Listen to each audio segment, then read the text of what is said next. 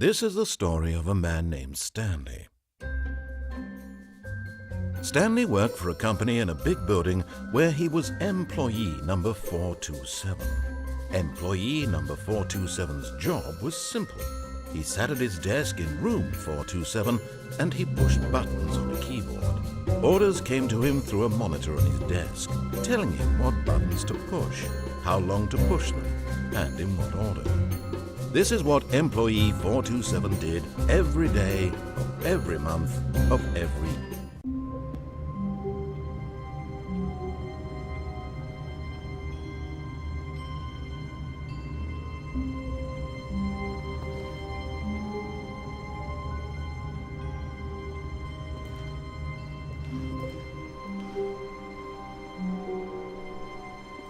All of his co-workers were gone. What could it mean? Stanley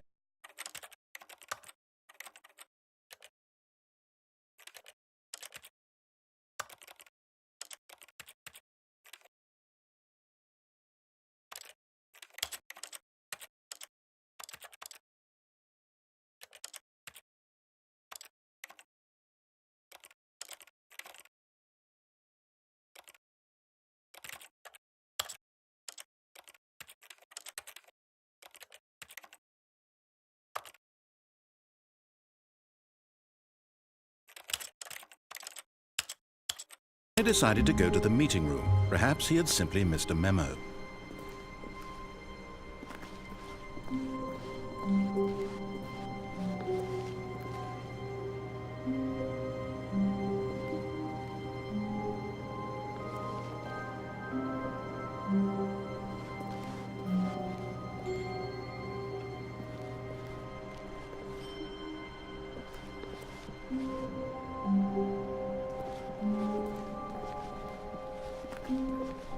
When Stanley came to a set of 2 open doors, he entered the door on his left.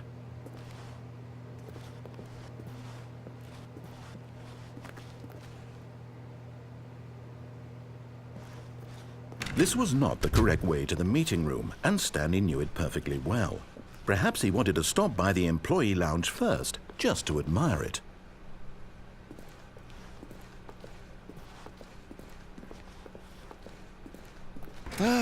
Yes, truly a room worth admiring. It had really been worth the detour after all, just to spend a few moments here in this immaculate, beautifully constructed room. Stanley simply stood here, drinking it all in. But eager to get back to business, Stanley took the first open door on his left.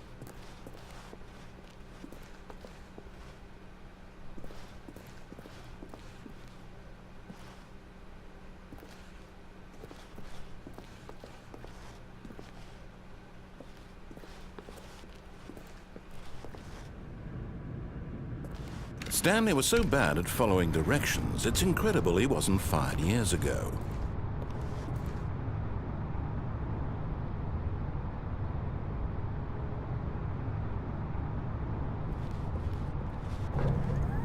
Look, Stanley, I think perhaps we've gotten off on the wrong foot here.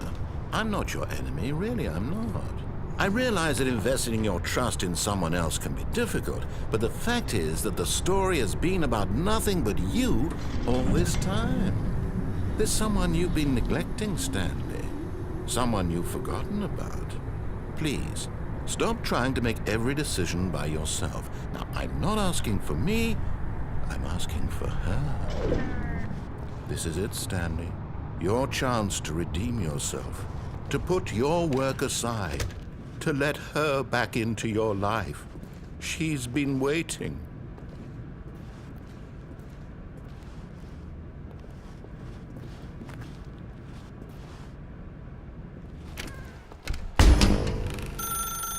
That's her, Stanley.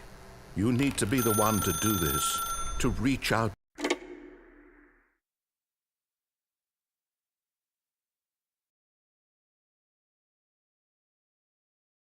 Oh, Stanley, is that you? Hold on, sweetie. Sorry to keep you waiting. I'm just pulling the bread out of the oven. All right. Okay, there we go. All right, now, I want you to come in and tell me all about your day. Gotcha. Oh, come on. Did you actually think you had a loving wife who'd want to commit their life to you? I'm trying to make a point here, Stanley. I'm trying to get you to see something. Come inside. Let me show you what's really going on here. Sorry, but you're in my story now.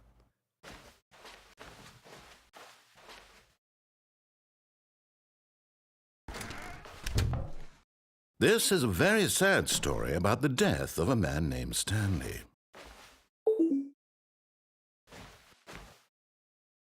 Stanley is quite a boring fellow. He has a job that demands nothing of him, and every button that he pushes is a reminder of the inconsequential nature of his existence. Look at him there, pushing buttons, doing exactly what he's told to do. Now he's pushing a button. Now he's eating lunch. Now he's going home. Now he's coming back to work. One might even feel sorry for him, except that he's chosen this life. But in his mind, he can go on fantastic adventures. From behind his desk, Stanley dreamed of wild expeditions into the unknown, fantastic discoveries of new lands. It was wonderful. And each day that he returned to work was a reminder that none of it would ever happen to him.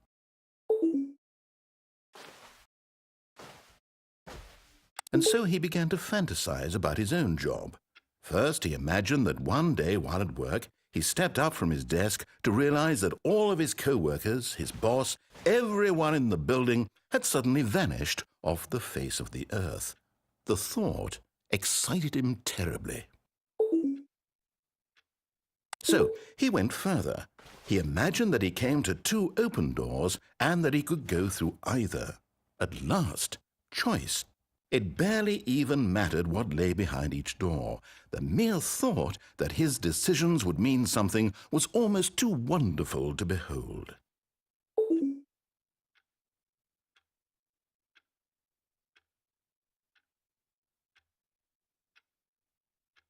As he wandered through this fantasy world, he began to fill it with many possible paths and destinations.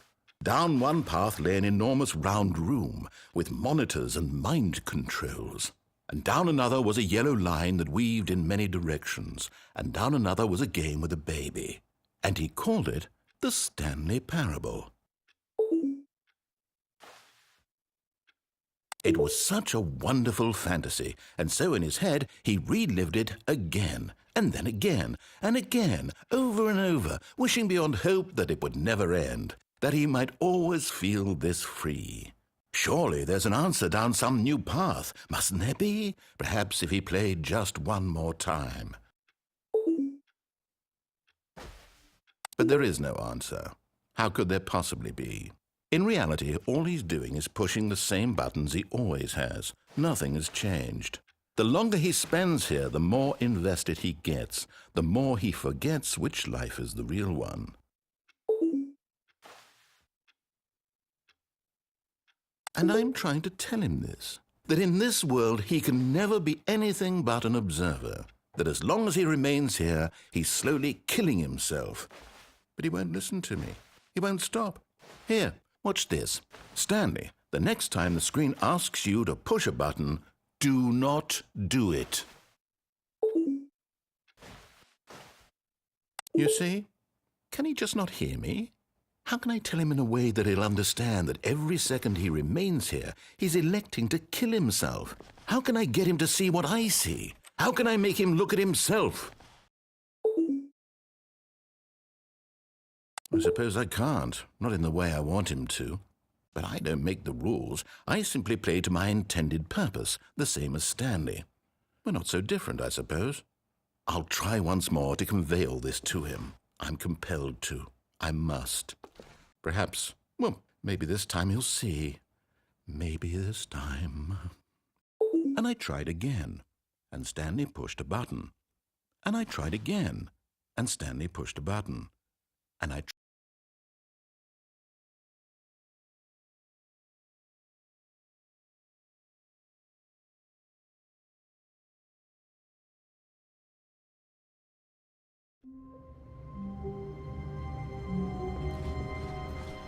All of his co-workers were gone.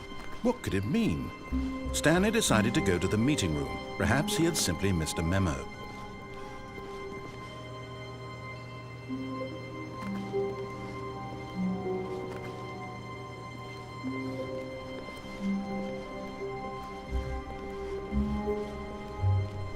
When Stanley came to a set of 2 open doors, he entered the door on his left.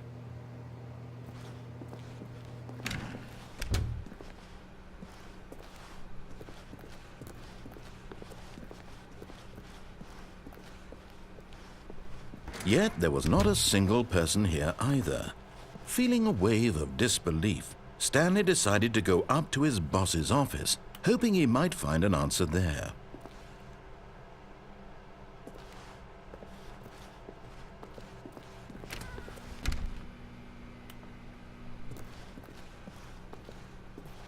Coming to a staircase, Stanley walked upstairs to his boss's office.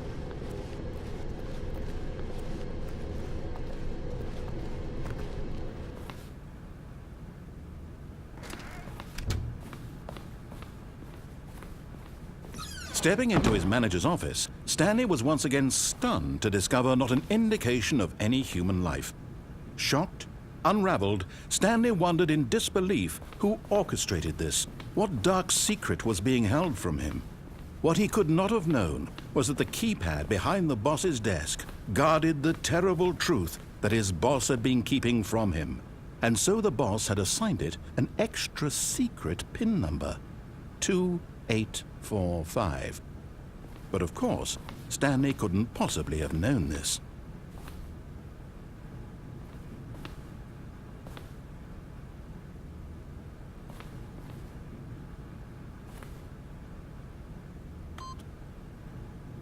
Stanley just sat around twiddling his thumbs. Trying to input anything on the device was useless, since he could never possibly know that the combination was 2845.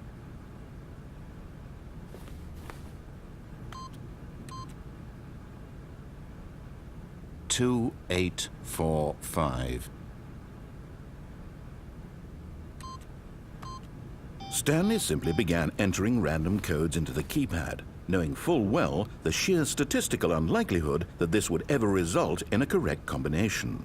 If he knew that the combo forgot, but it turns out that the panel's emergency override kicked in, and the door just opened all by itself, and Stanley got the hell along with the story. Well, whoop-de-doo.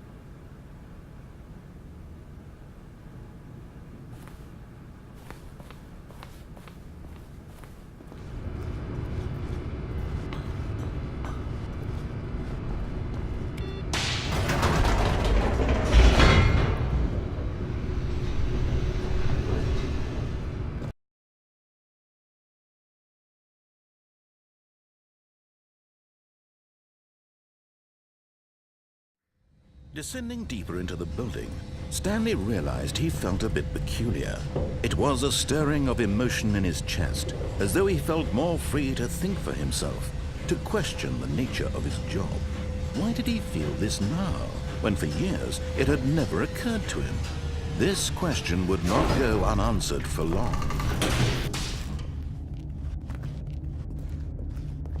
Stanley walked straight ahead through the large door that read Mind Control Facility.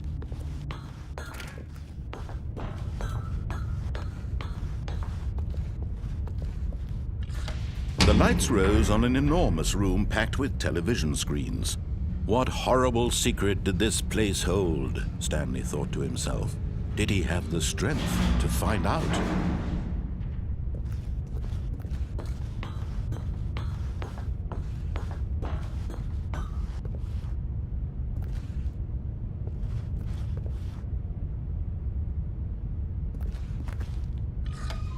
Now the monitors jumped to life, their true nature revealed.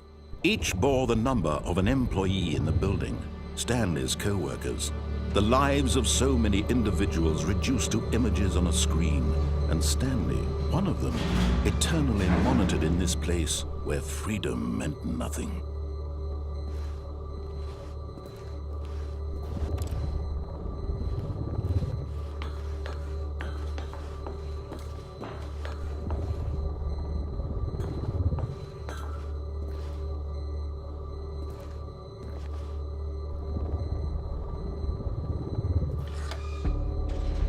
This mind control facility, it was too horrible to believe. It couldn't be true.